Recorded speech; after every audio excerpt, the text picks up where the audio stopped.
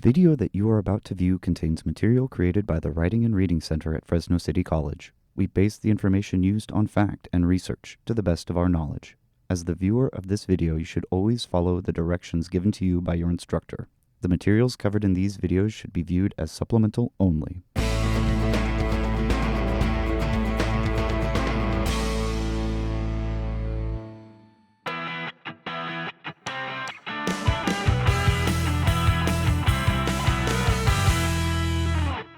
Hello, and welcome to The Tutors. I'm Sarah. And I'm Adrian. Adrian, what would you say is the most commonly asked questions tutors are asked by students? Aside from Adrian, are you single? Probably, can I get this paper proofread? Yeah, every day our tutors are asked to proofread students' papers. However, proofreading isn't something we practice doing with students. Proofreading, as many students and tutors understand it, is the equivalent to editing one's paper. Essentially, when one is expected to proofread, they are expected to find any and all errors within that paper. These errors are including, but aren't limited to, spelling errors, grammar errors, and making sure it flows. We tutors don't proofread papers since we're not an assignment editing service. However, that doesn't mean that we discourage students from proofreading their own papers. In fact, we highly encourage it. While we don't proofread for students, we are aware of a few strategies that can help students feel more confident in the papers prior to them turning them in. Proofreading tip number 1. Utilize the spell checker on your word processor. The first thing you should do after typing anything is to make sure there aren't any colored squigglies beneath anything that you've written. While some spell checkers automatically fix these things for you, they might not have an alternative spelling for something that you've written.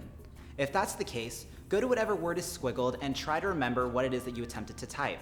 If you recall but don't know how to spell it, either look it up in a dictionary or cut and paste that word into your web browser and see if any alternative spellings come up. Proofreading tip number 2. Print your essay out and examine it in person. Sometimes a change of scenery is all you need for errors to start popping out left and right.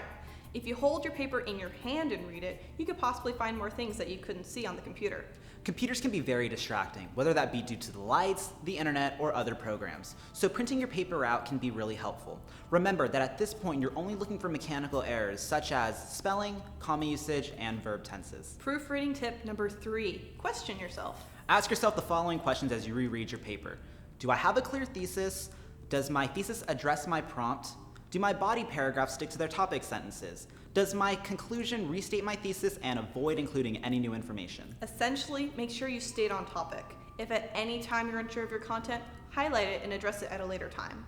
Once time has passed, you might be able to clarify to yourself if you were on track or not. If you're absolutely stuck on whether your points are valid or not, get a second opinion, whether that be from a peer, your instructor, or a tutor. Proofreading tip number 4. Leave your essay alone for one full day. After 24 hours, pick it up and read it aloud to yourself.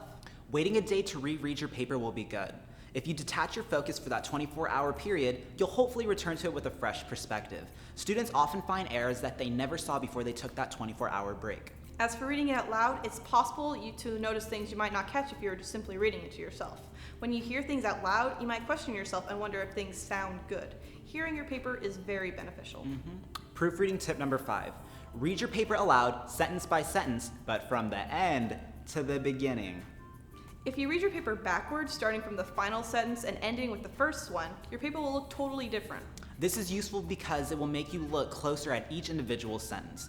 Perhaps you spelled something wrong or used an improper verb tense. Reading your paper backwards will help you find more of your mechanical errors.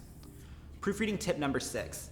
Have someone else look at your paper. While not every person you know will be qualified or knowledgeable enough on collegiate writing or the English language, it can be helpful to have someone else read your paper and get their feedback. It's possible that this new person can find a spelling error or two, let you know when things don't make sense, and shed some new light on some aspect of your paper. When having someone look over your paper, ask them to make sure your content is all coherent and on topic. Like we said before, not everyone you ask to read your paper will be much help. Ask someone who you know has a good understanding of how to write well, whether that be your smart friend, your instructor when they're having free time, or a tutor. But remember that if you see a tutor, you won't get your entire paper proofread. However, we can help you clarify anything that you're unsure of and help you build a better understanding of how to write papers. Proofreading tip number 7.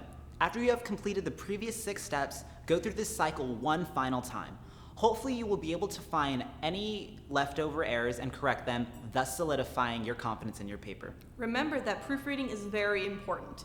You should always try and leave yourself at least one, if not more, days to proof your paper one last time. And don't forget that if you're truly stuck on one particular part of the proofreading process, whether that be identifying common mistakes or making sure your thesis is consistent throughout your entire paper, don't be afraid to come in and see a tutor in person. If you seek further support, check out the links we've posted below. If you need help with additional terminology regarding English, reading, or writing, check out our other videos. Don't forget, you can also come by the FCC Writing and Reading Center. Our hours and location are listed below. And if you're feeling extra studious, check out the links to the assessments that we have based on this video, also listed below. Good luck with your assignment. Bye! Bye!